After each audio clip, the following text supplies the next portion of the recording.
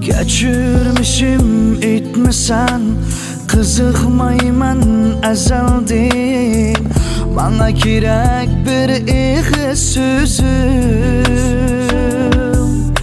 Seni elip giteyman aşu yirak caylarga.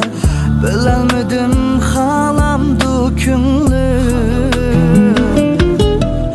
Yalğız kaldım bu yurtta, pervane bup nurunda. Gözlerimden bilgin derdimni. Seni suygen yürektin yoktur bilek hiç dimen. Bilemedim halamdı künlüm. Birge gelip ketkim bar cenim. Seni şu güzel begimga. Yollarımga payanda selik.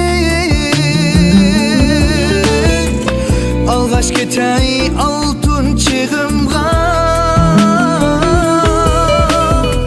Şahsiyetçi desen o digin. Talpınımen makullarınga. Kütay senden bir iğizla söz. Etkin bana halam dökümlü.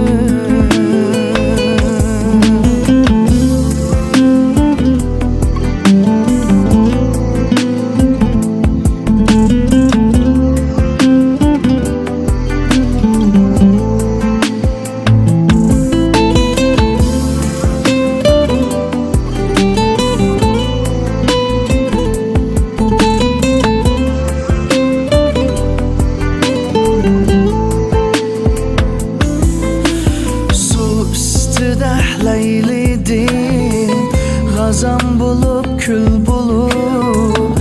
Kırgaklardan izlegin meni.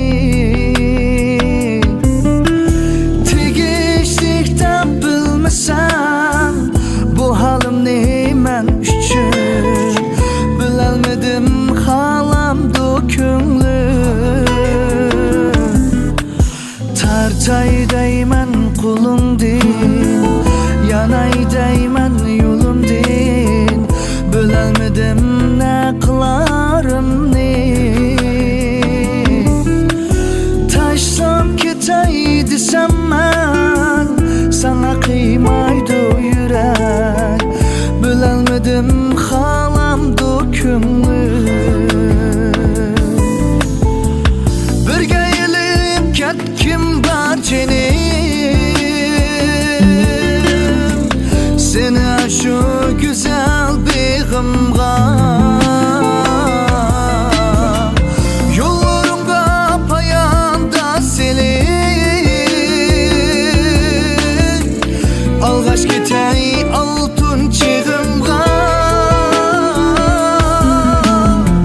Şahsiyetçi desen o digin. Talpınımen makullarınga. Kütay senden bir iğizla söz. Etkin bana